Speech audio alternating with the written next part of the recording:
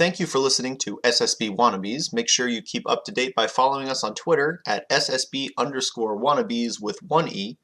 Sometimes our schedule gets the best of us and we can't record when we want to, so keep your eyes on Twitter and you'll always know when the new episode is up. Anyway, enjoy the show.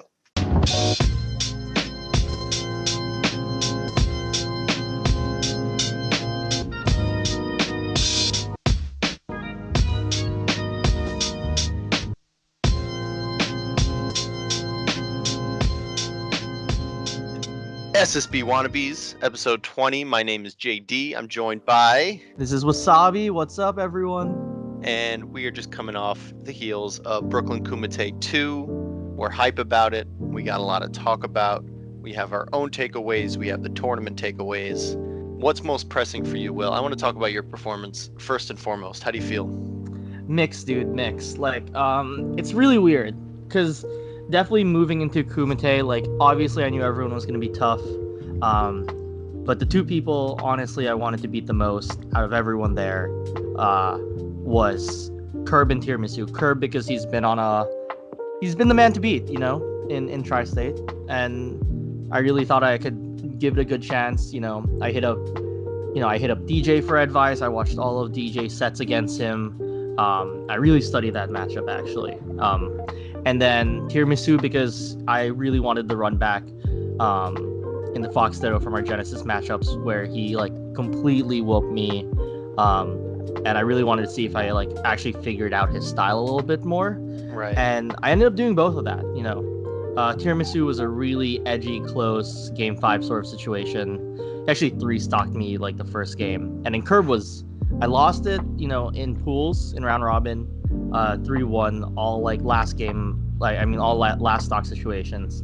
And then I made the adjustments and I 3-0'd him in bracket, which was ridiculous. Yeah, you knocked him out. Yeah, I knocked him out. But there's that I'm just telling you the facts, JD. There's a lot more that happened in between both of those things that I'd love to sort of get into. Yeah, if you don't mind. That's what I want to hear, man. So really I guess I overall though, even though I got those two things, I wasn't happy with the gameplay overall that day for myself. I thought that I was playing really nervous. It really showed with the Tiramisu set, actually. With the Curb one, it was a little different, and I'll get to that why. But overall, I didn't think I was playing really that great, and that really sort of frustrated me. And I think in the format we talked about in our last show with Stock and Darkgenics, you can sort of the momentum can you can feed off the momentum or you can get swept up by the momentum. And I think I really got swept up by the momentum and the pressure, just because of all the close sets, getting reverse 30 by Flinchy my first game of the day, dropping a few things and SDing against Doc Lob, which was very doable, playing the worst set I've ever played against Joe in my life, ever. A lot of things. Haas being up, 2-1 and then being up 2 stocks to, 2 to 4 stocks, game 5, and then him bringing it back. There were so many moments besides J-Mook, which I just got washed on, that I felt I choked, and that was really frustrating for me, to have it one after the other, and I felt I was kind of spinning. Yeah. But then the weirdest thing, the Tiramisu one came out of nowhere. That was one. And then the Curb one was after I talked to you and Thanos, shouts to him as well.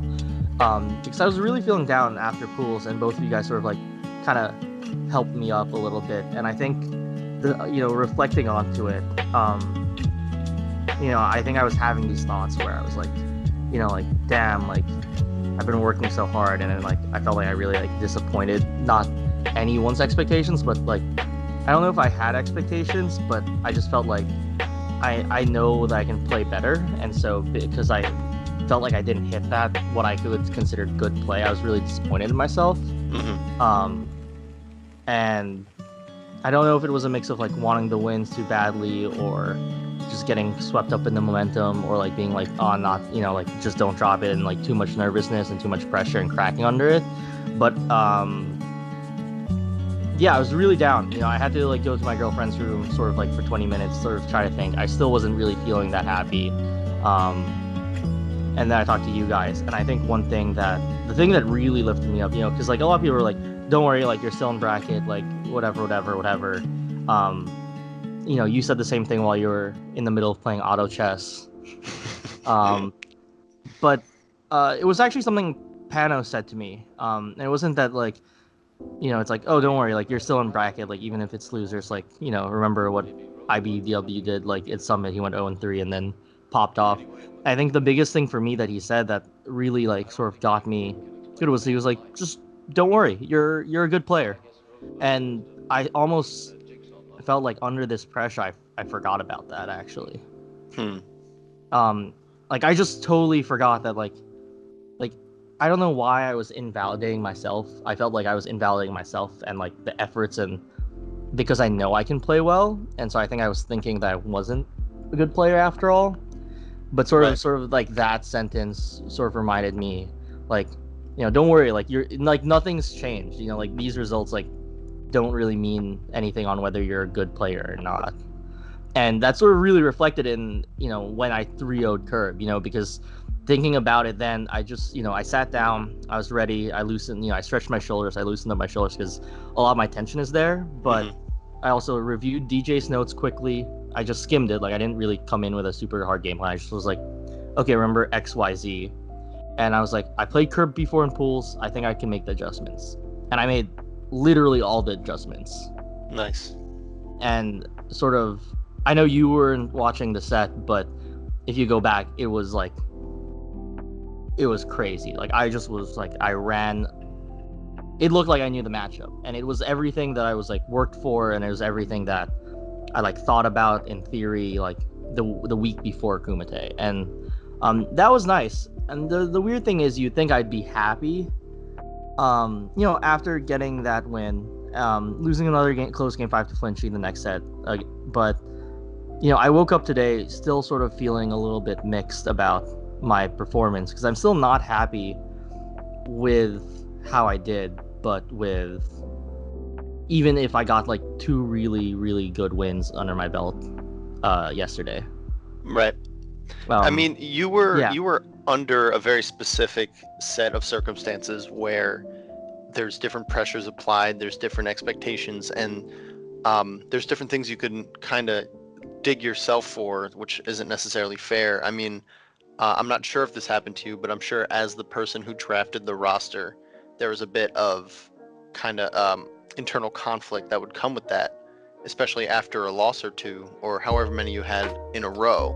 I could see that really compiling into something pretty difficult to deal with, because everyone in the room knows that you are like smack dab in the middle of everyone there. Like you deserve to be there 100%. But I can only imagine having these thoughts of, oh shit, do I belong here? Like, did I just put myself here? Not to put this onto you at all. I'm wondering if you had these thoughts. No, I definitely did. Right. I was definitely wondering, like, like, do I, like, I run the event, but am I a player that is also deserving of it? Right. And that's something that I think this is definitely on the higher end of that scale in terms of like specific circumstances that could screw with people. But a lot of times, let's say you're defending your home region and you have I didn't even have to travel for this tournament. I went 10 minutes, everyone else traveled 3 hours. Why am I doing poorly? Or I've been playing nonstop and I have no excuse not to, there's all these different reasons that we can kind of put extra pressure on ourselves. And that judgment, I think, is something that's really interesting, because everyone has different degrees of it, because we judge other people. So when it comes time to judge ourselves, it kind of hits harder, like 2 or 3 times as difficult to deal with. And so, yeah, I'm really proud of how you did, because coming out of losers, I mean, Curb kind of got smacked around in pools, So he was definitely not the easiest round one losers match. And so really that was the big test. And the 3-0 is really proof that everything you were working for could and did culminate in improvements and in tangible results that you now have. I mean, a 3-0 curb win is not something a lot of people can say that they have. And it's very impressive stuff. I gotta watch you play because I'm more interested in how you played rather than how the set ended. Just that because yeah, of course. It's just I wish it was more comfortable to watch. Yeah. It was kind of a tough tournament to spectate. Yeah, and we'll get difficult tournament to spectate. But and we'll definitely get to that. I'm sure with your section. Right. But yeah, I definitely think it was like it really showed like how much I think I've grown as a player in terms of I can study something, I can theorize something, and I can execute like a game plan like 90% to what I think it should be, Right. I think, the big thing, I think I was reaching out, I reached out to Drug Fox about this, just because like I know I wanted to talk with like you about this tonight, but I also like just like at work was like I wonder who I can like I sort of wanted to message like a different person to get a different perspective on things, and right. I've really worked personally with Drug Fox a lot and Sammy, so I think the one thing was I asked him like have you ever like felt after a tournament where you didn't play well but you got good wins? Like I feel like I think I really felt torn between like this morning that I need to do more, but I'm also being impatient, and like and like I also acknowledge I'm putting in the work and it will come, but like that the constant question of like am I doing enough is right. like is really important. And I think we had this conversation where he asked like really great questions of like how much do I trust the process, like do I trust that what I'm doing will be enough? And like I think I never phrase it's interesting because I've always asked like is it enough, but like will it be, like thinking of it more long term is something like I haven't done actually, even though I think about it a lot, which is funny. Like that different perspective was like important. But then I think like another thing he said, which you're getting at also, is like he he's like, yeah, it sucks that you didn't play well, but like you won the 2 games that you prepped for, so like isn't that good? And there was like no other answer that I could give besides like, yeah, that's good. Like, and sort of like I think maybe I'm being a little too hard on myself. I think like probably, yeah, like it, because it's still progress. And I think sort of what I'm realizing is that like I'm starting to there's this idea that I sort of like got recently where it's like I should really make my play to a higher standard, but just because I know what that standard is, and like it's something that I'm trying to reach, so I'm not there yet, and I think that's what I keep on forgetting, and that's I think where my frustration is coming from a lot of time. Do you get what I'm saying? Yeah. It's weird because you kind of need that frustration. You can't just dismiss it entirely. You kind of have to harness it in a sense. And I feel the same way. And it's very funny. You're hitting a lot of things that I was going to talk about too. It's funny how we're kind of in the same mindset. Mine's less gameplay based because I haven't hit a tournament as recently, but it's really difficult knowing where you are on kind of the staircase or the plateau of progress, or however you want to graph it. It's impossible to know where you're at any point. And the thing about the frustration of wanting to get better is that it's like a natural byproduct of improvement, is kind of looking forward and grasping for that next handle and trying to pull yourself up. And without those negative feelings, without the anxiety and other sort of kind of fogginess and weirdness and shittiness, without that, then there's no driving force when things get tough. I mean, the opposite of anxiety, I don't think, is satisfaction. I think the opposite of anxiety is depression. And so if you were to kind of alleviate all the things that make you feel not good enough, make you feel like you need to get to that next point.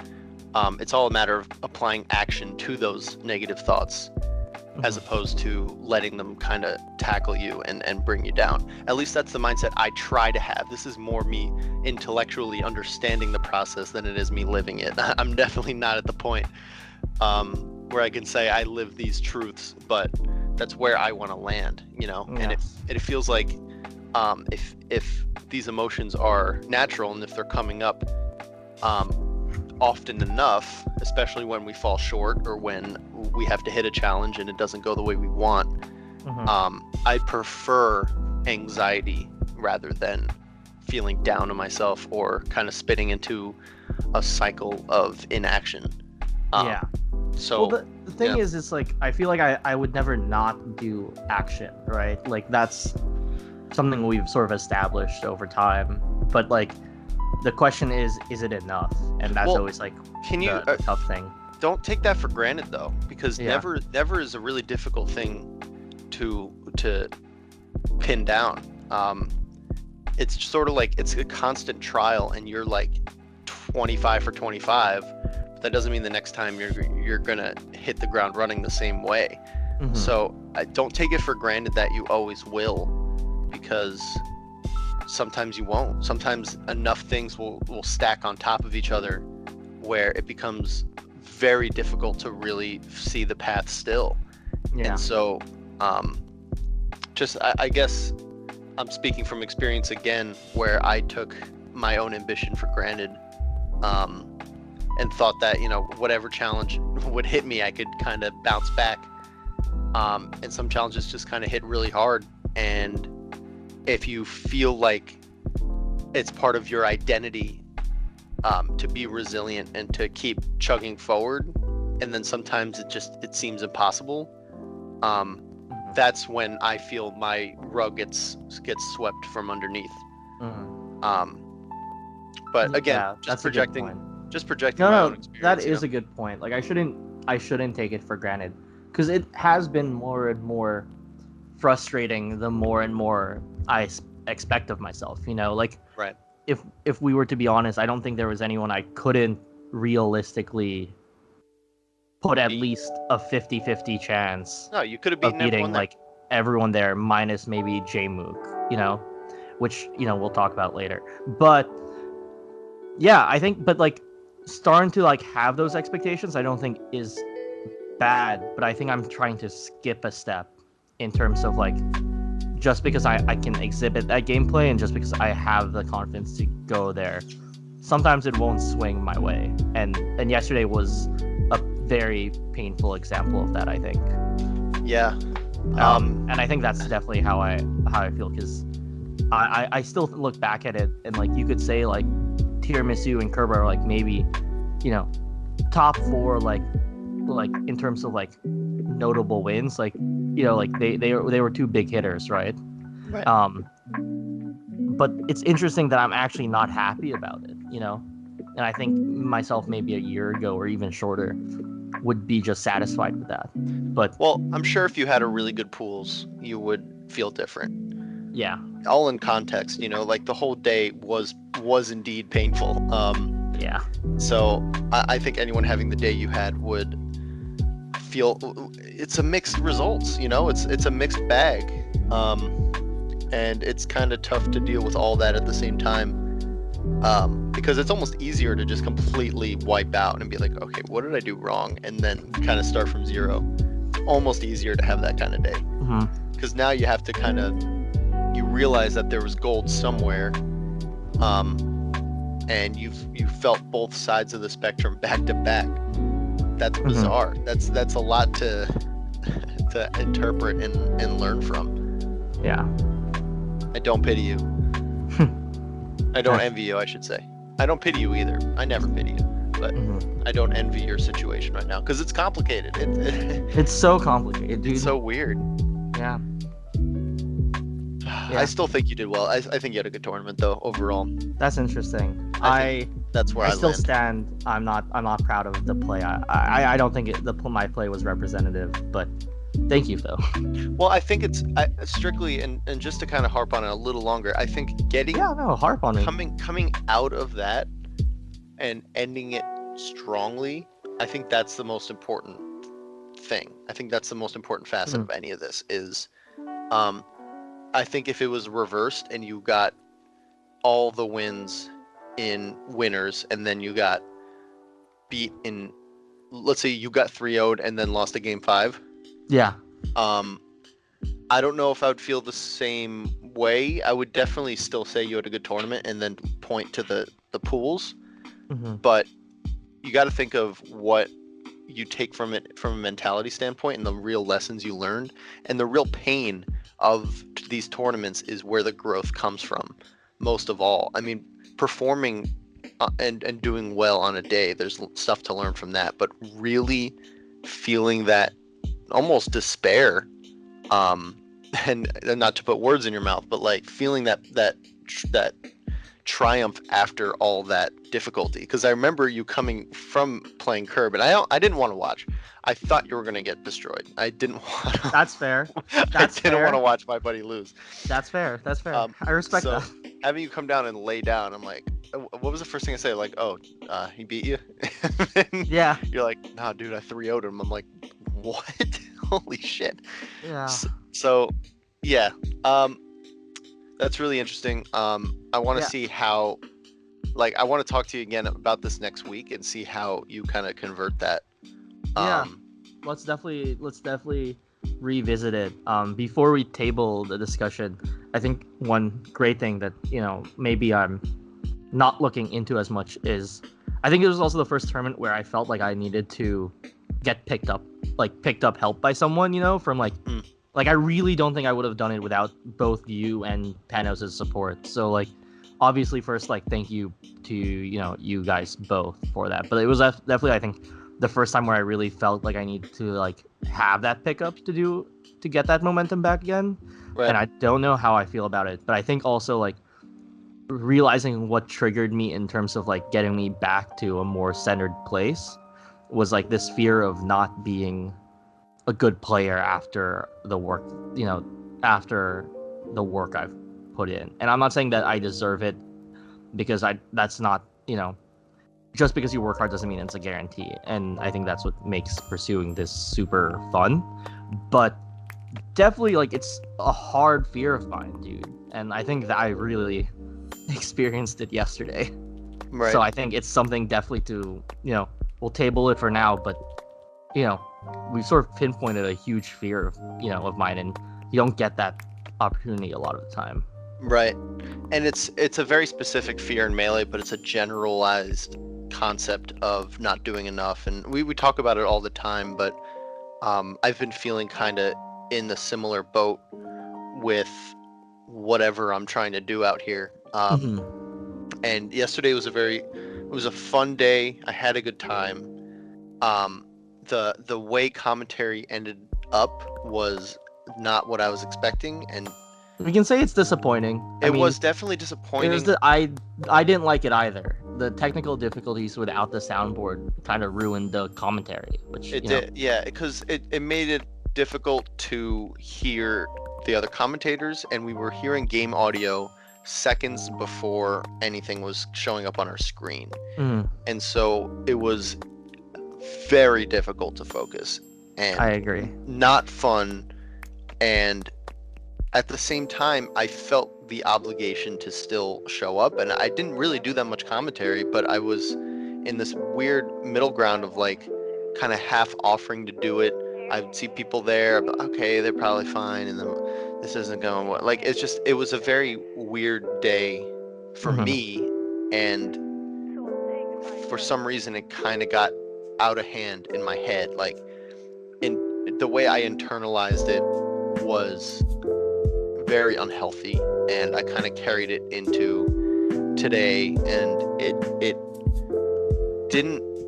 I'm still kind of dealing with it now, and I was looking forward to talking with you because I'm still trying to figure out why it hit me so hard, because realistically it's not a big deal. I mean, it was a lot of fun, and we still got all the gameplay footage out of it, and we still got to see what everyone can do, and people took it seriously, and people congratulated the winners, and a lot came out of it, and it was a very good experience for everyone. But the negative feelings that I took from it was kind of coupled with this guilt for not being present entirely at the time. I really leaned into like drinking more because I thought like, okay, might as well get drunk, and then I was just like drunk, being weird and being like kind of mean at times, like straight up just saying like aggressive things and then catching myself and then spitting into this cycle of like, oh my god, I'm an asshole, like this is who I am now. And it's just it was so fucked up and so like emotionally immature. That's what shook me, was like everything I thought that I was in the sense of like, constantly, I like to think I'm nice most of the time, or I like to think that I can be professional, that I can kind of show up when I need to, or that I can, run commentary and do a good job. All those things were like dominoes just smacking into each other. And at the end of it, I was like, who really am I? Like, it was so inflated as a problem. And on the way home, I just talked to Panos a bit, and we just kind of chatted about generalized stuff, but I was like already hungover at the end of the night. So I don't know why it hit me so hard. I don't know why it stressed me out or made me feel as anxious about my position in either the Melee community or my own kind of journey as whatever I'm trying to do. But it really rattled me, and I think that's more of a comment on where I'm at and everything around the event and everything I'm trying to do, rather than it really has nothing to do with the event at all. And that I'm just trying to figure out why I'm kind of feeling down right now. Yeah, so I guess, well, one thing is, I'm sure the easy one is that there were expectations going into the event, and obviously, for unforeseen reasons, with the soundboard not coming through, those expectations weren't met, obviously, right? Right. But then I think it was like, maybe, so it sounds like to me that you're like most surprised about like your reaction to the adversity, right?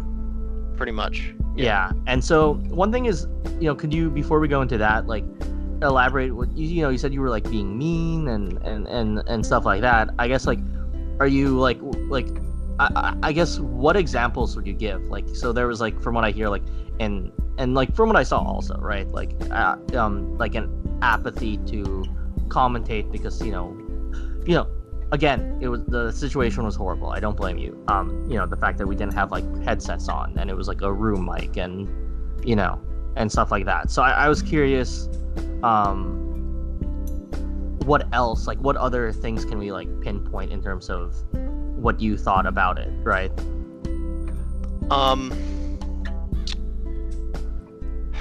I think at a certain point I tried to kind of like tried to like dominate what we were talking about and keep it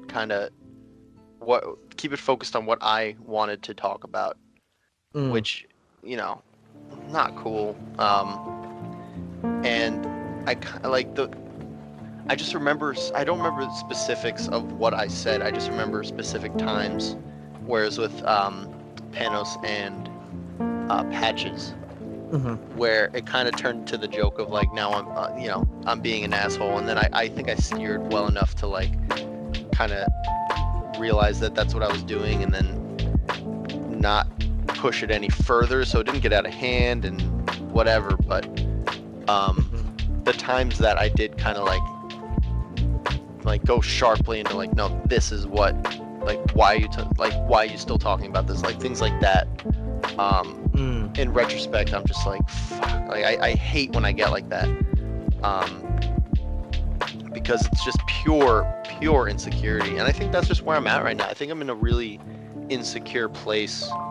And another thing I've been thinking about, and this is definitely related, I still need to get over this whole Ludwig thing. Because the more I think about it and the more I talk about it and try to justify it, it's like, it's just such pure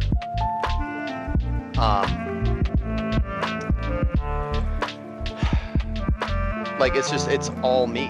Like, it's all my own issues. And I constantly think about the time where I spent 20 minutes this podcast trying to justify my online rage and my shittiness, and it's still kind of cycling in my head as this constant fear that I eternally fucked up. And I'm not sure how much weight that has or where I can go with this pursuit. But the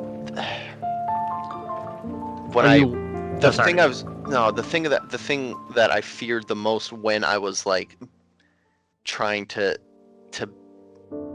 fucking alpha my way into the commentary, like, highlight reel or whatever the hell my mind was going at that time, whatever I was trying to do to be the lead generator of conversation, whatever that came from, is the same thing, the same kind of stirring, boiling insecurity and anger that I had when I lashed out at Ludwig that one tweet. And I don't know why I can't control that.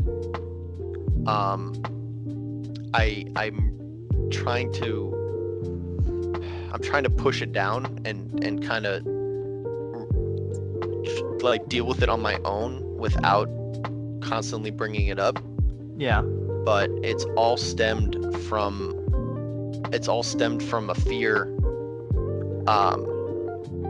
that I'm just making a huge mistake and none of this is going anywhere. Specifically pursuing commentary when, like, content creation? Pursuing Melee, giving it like, this is real fundamental deep shit.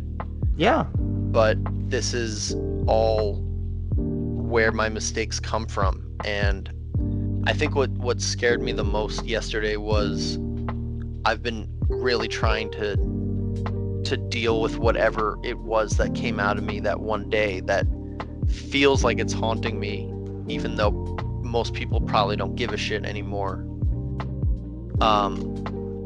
It's this weakness that I'm really trying to deal with constantly, and I felt it kind of spring up. And that, I think that's what really shook me. And it's just a really scary thing to think that I could have had something go well, but because I made an ass of myself multiple times, then defended it, then had a long private message with Slime where I tried to justify it to him, where I made such big mistakes. It's something that's haunted me to this day, and I don't see it going anywhere. And for some reason, I still have these negative thoughts about him, about Ludwig, and it's not even like, man, I don't know why I can't get over it, and why I can't just feel secure about what I'm doing and just do things because I like it. Most of the time I do, and most of the time we do this podcast, it's out of pure joy, and it's really something that I highly anticipate, and something that I love. So I'm not trying to bring it to this place of this negativity. But this is where our podcast should go. I think it's very honest and raw feelings, and it's our podcast, so it's like this is the shit we should be talking about. I'm happy you like opened up to it. I think so. The way I'm seeing it is there's sort of a few things going on, right? There still is sort of that beef and animosity towards Ludwig for having a very similar, for having where he is now a path that you want to get to eventually, right. And I think also there's the feeling of like, the way of not being proud of the way you reacted, regardless of the adversity yesterday. You didn't bounce back from it. You sort of leaned into it, right? Yep. And then I think the other thing is like, you're at a point where you've had some solid regional gigs and stuff like that as a commentator, but like thinking about it as like where do I want to go from here, and sort of not knowing where that is, like, and I'm feeling the same way, like, in terms of my like personal life, in terms of like thinking about what job or what future I want to do after this research position that I'm in, like thinking about like different career routes and what I might do. So I can definitely relate to this in a more broader scale, but I think I think at its core, like the question, at its core, I think what you're struggling with the most is, from my opinion, and I could be wrong, is what you want out of this all, And then after that, I think it becomes a question of, am I doing the things, are my actions reflecting on what I want, And I struggle with that 100% of the time, which is always why I'm asking, what can I do more, because I want to be a top player, But I know that, so I would count myself as maybe one more step ahead of you, like that's the non-question for me. Right. So I think that's what we're sort of looking at, and I think you have to re-examine like, what do you really enjoy in this community? And I don't think, well, this is definitely a dark time, right now. I think you still love this community, and I think the question is where do you want to show sort of that love? And I think with the Ludwig situation, it's that you feel that maybe the route that you thought was the right way ended up not being the right way, because he got to where you wanted to get to via a different route, Right. And it might feel like a little bit you wasted time, then like what was the point of it? But I think what you have to sort of see is that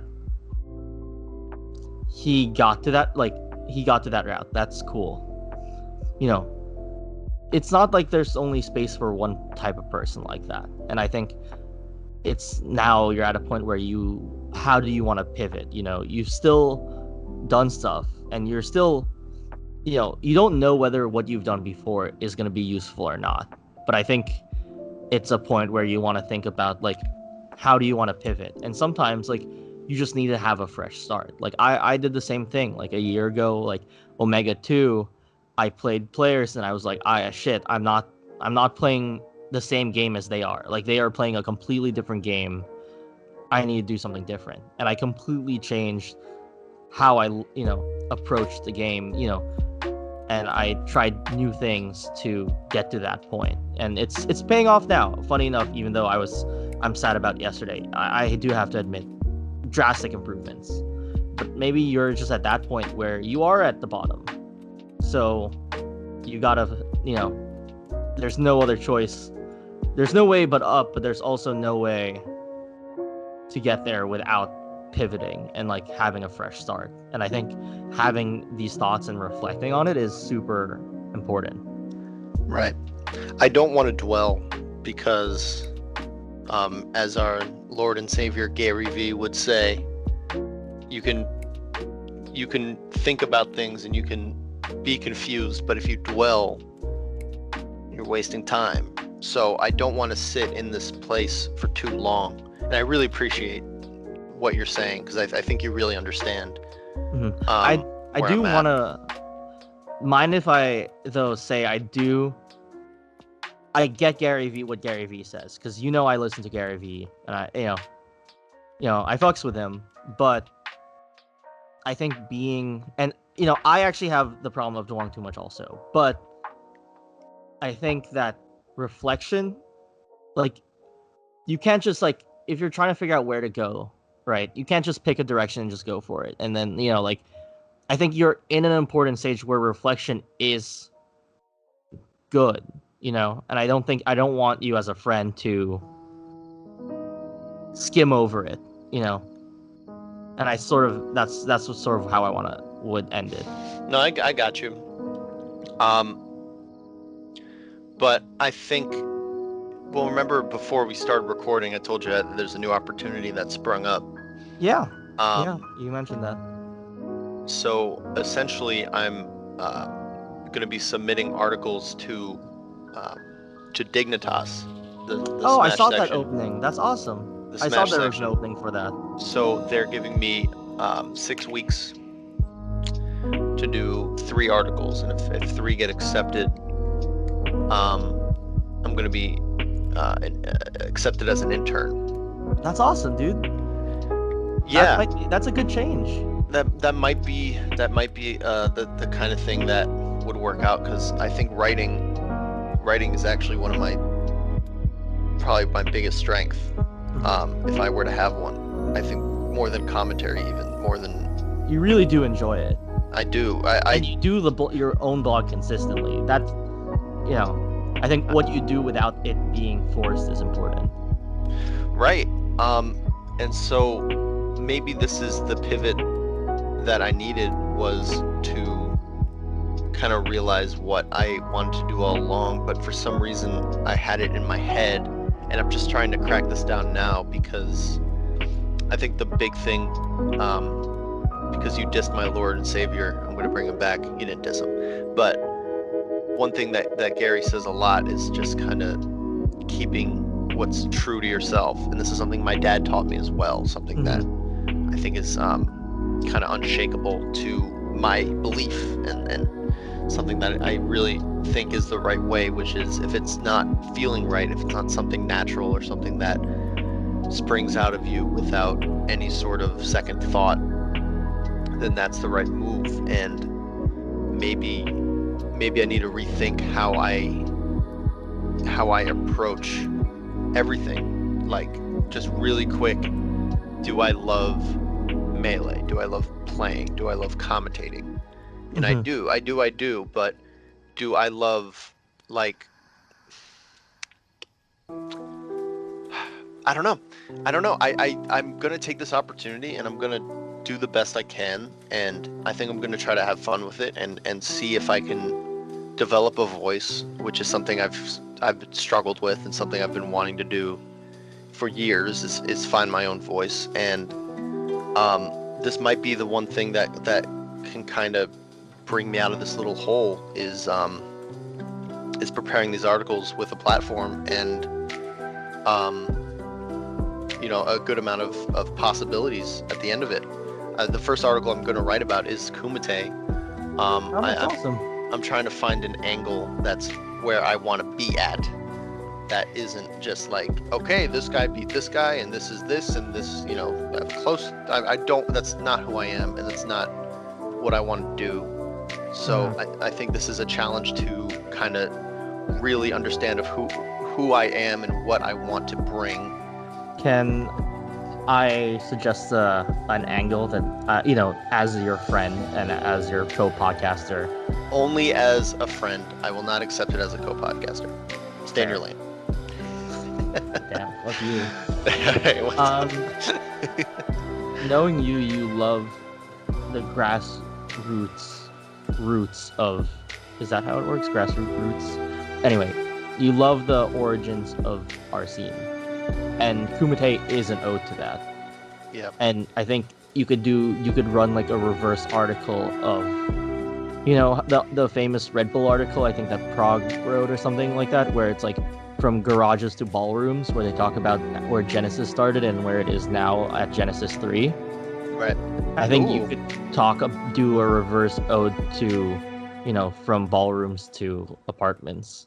And like with the death of a New York local, and there's many locals that are dying, there is going to be this transgression back to our roots. I love that. I think that's absolutely where I'm going to come from. Because the only thing you love more than anything else is the fact of how grassroots Melee is. My first tournament ever was in Chess's apartment. Exactly. It's yeah, I know. I know this. Do you really? Yes, you've told me this. Oh, okay. You've said sentences like, dude, I believe the future are house tournaments and fests. Like, you've said that sentence before. Yeah, I stand by it. Yeah, I know. That's why you should write about it. Cool. Well, I feel way better than I did before. Do you want to pop off about J-Mook a little bit? Yeah, sure. I mean, the kid's fucking nuts. Congrats, Jake, for fucking all of us up and winning Brooklyn Kumite. Not just winning Brooklyn Kumite. You went 33-1, but winning 33-1. Like, only losing one game the entire day. Shoutouts to Young for taking that one game. Yeah, Joe. Solid. That's now called the Young game, where if in the future someone just wins through winners, I'm going to see if they lost a game. I'll say that's the Young stock right there. That's the Young game. But yeah, J-Mook. Yeah, everyone's going to say it. But J-Mook, I'm really happy with how he did. First off, we all predicted he was going to win. So no real upset here. Tiramisu did really well as well, getting second place. But you see just the levels that kind of popped up. Like, Jake is really something else, and it takes a tournament like this to really showcase that, which is what makes me so happy about how the tournament went. Because if there's anything that'll prove to everyone following the scene how good someone is, it's getting 8 known good players together and having one person just completely dominate. Yeah, we got Shan on for sure. That I will. That one I will admit. He was like making like Doc Lob think of switching to Fox if he made it back to Grands. Like, I didn't even know Doc Lob has a Fox, but that's how hopeless he felt, Yeah. Like, it's nuts. And Jake really has proved again, and this is something I love bringing up because it's like such a fun little niche that I feel uniquely qualified to talk about. But Go for it. You actually have this qualification too.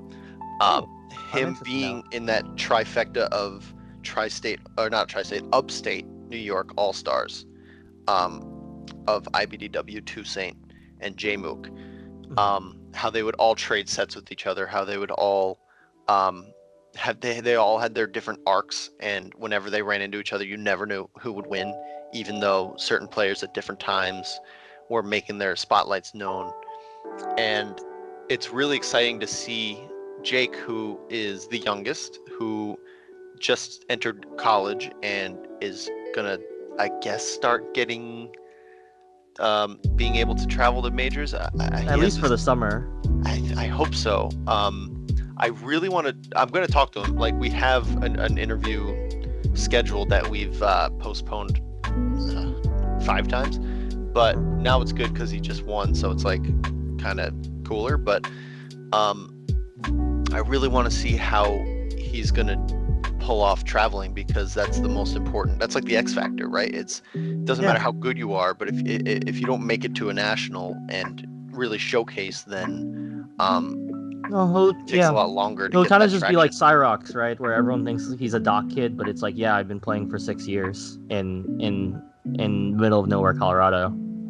Yeah, that's a really good comparison. Yeah, honestly, that's the best comparison I can think of. Yeah. But yeah, I mean, that interview is gonna be sick. Sort of as we're talking about the interviews, is that sort of want to make a little announcement is that we're going to be expanding our podcast variety. So we're going to always have this regular one-on-one session where it's going to be very personal, very raw, as you just experienced. But we're also going to be doing more player interviews. So I did one with Wild. That's ready to go real soon. That's gonna be out this week. And so we're gonna try to just put it as much as So if we can't do it both at the same time, we'll do just a one-on-one. So I did a one-on-one with Wild because you were busy, JD, that day. You're doing one with Jake. We're collabing with Pika from Melee Stats to talk about post-Kumite thoughts, like on more of a national scale. You already heard of like the pre-Kumite show with Dark Gen X and Stock Money, you saw us do with Edwin. So we're really going to be trying to expand more of our content and release more out moving forward. So on top of that, there's going to be a few more surprises. We're coming up, this is episode 20. So very, very soon we'll confirm in, the next episode or two when our special, Q&A session with all of you guys are going to be at too. So that's going to be fun. We're excited for that. And then along with that, we're going to be releasing, another way that we'll build this sort of community podcast together. Right. Right. I love that you just said community podcast. The one thing I wanted to talk about at some point, and I guess we can talk about it now, is kind of a latent desire that I didn't really realize I had, was to just meet as many people on this path as possible. Getting to know you better has been such a fulfilling and like selfishly helpful experience. Selfishly helpful is a wonderful term. Yeah, so it's been really great kind of getting that perspective. And of course, I'm not going to be able to, get to know these people as well as doing 20 hours of talking with you, but being able to really get a sense of where these guys are coming from, their own paths, their own struggles, their own discoveries, and their own bits and pieces of advice. It's really interesting to see how these guys' philosophies can be articulated, and how, like, I'm not going to talk too much about the Wild interview, but talking about how Fortnite is a legitimate way to expand your melee skill set is crazy. Like, the amount of depth behind this game allows for infinite backgrounds, like infinite stories, and so many ways to learn. I think it's just going to make me a better player, to be honest. Just getting all these perspectives, I feel like it already has. Just meeting people over the years has really helped.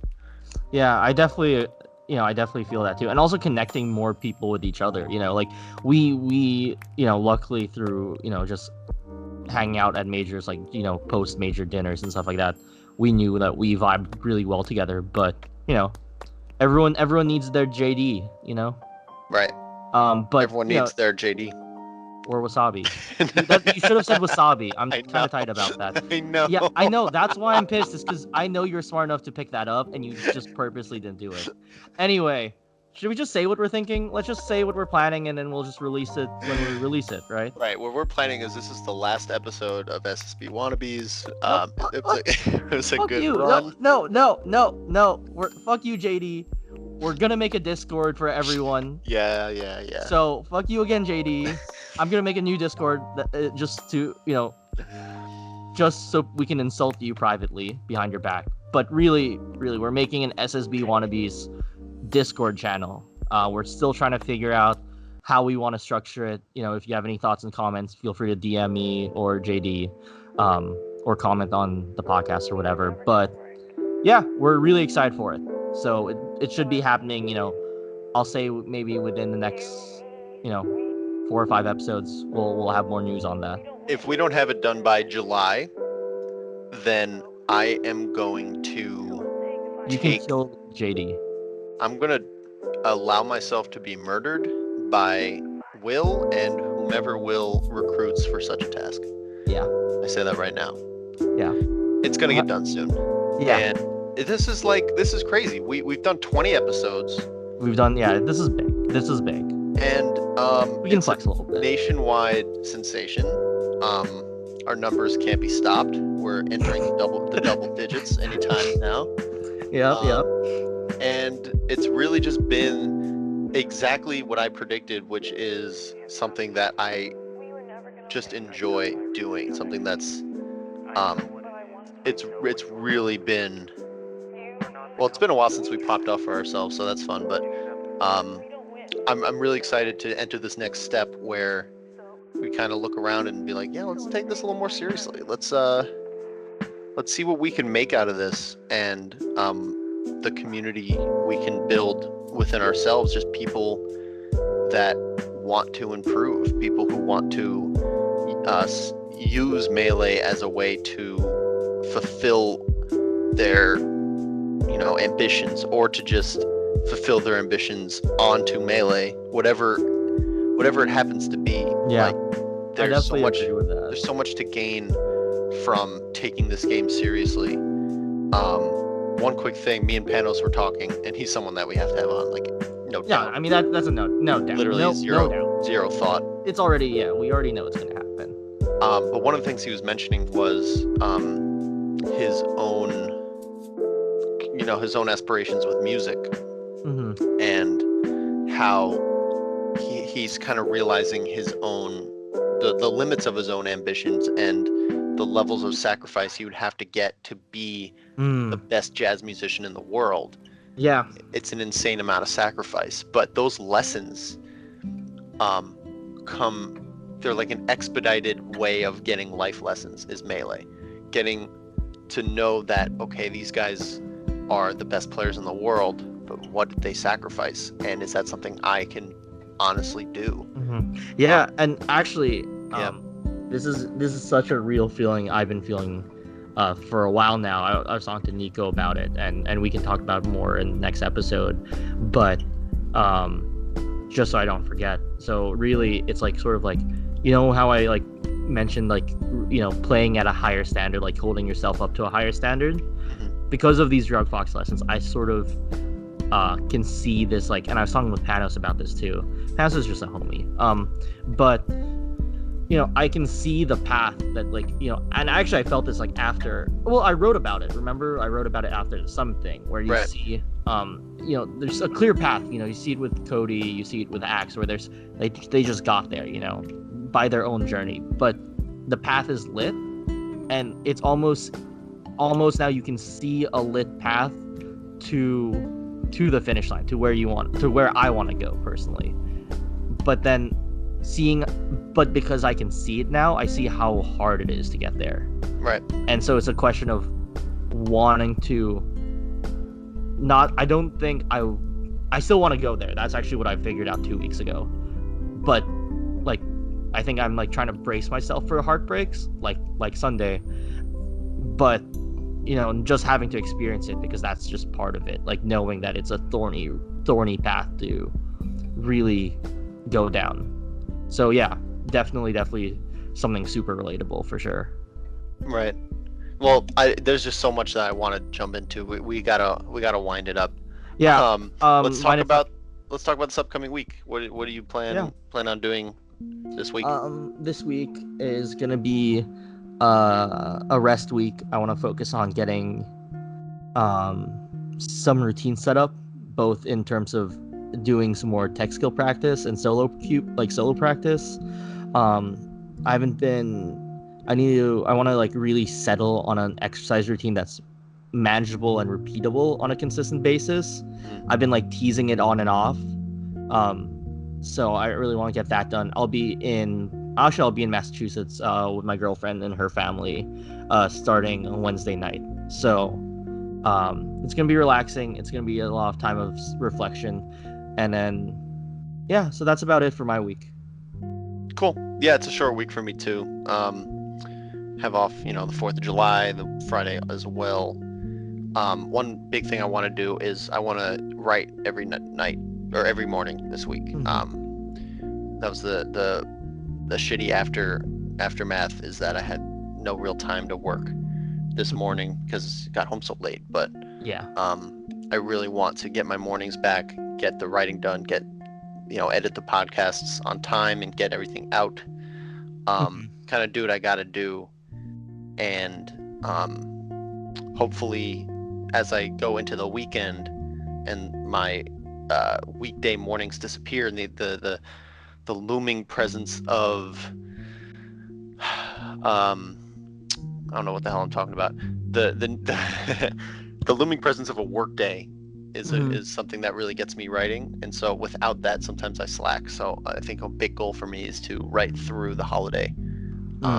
And now I have some articles that might get published into something with some visibility, an opportunity that hopefully will not be squandered. But I'm going to do my best and just move forward through it. I feel that. JD, mind if I tell you, I think what one of your big things is actually, now that like you just said something that really like triggered, not in a bad way, but like alerted me to, I think, something that is important to you personally. Sure. I think you want to be heard by the community more than anything. Yeah. Yeah. I think, I just would say, like, that's sort of like, because you talk about like how Dignitas is giving you like a good platform, and then commentary is another platform, and you could view Ludwig as having a very high platform. So I think being heard in the community is something that's really important to you. I'm sorry to drop such a big thing like at the end of the show. That literally just smacked me in the heart. Oh my god. Yeah, you're fucking right, man. Yeah. I just realized it, the last sentence you said. So yeah. So find out next time on SSB Wannabes. I felt like I had everything figured out, and you just destroyed me. Oh, that's like our friendly session. All right. Oh my god. All right, man. All right. This was a good talk. Very raw talk. I hate. Yeah, I know. No, that's fine. I'm making the Fuck JD Discord, so join that too. Oh, great. Yeah. Yeah. Anyway, dude, it's always a pleasure. Happy 20th. Wow, it's the 20th. All right, man. Let's wrap it up and let's get heard. Yep. All right, man. I'll talk to you soon. Later.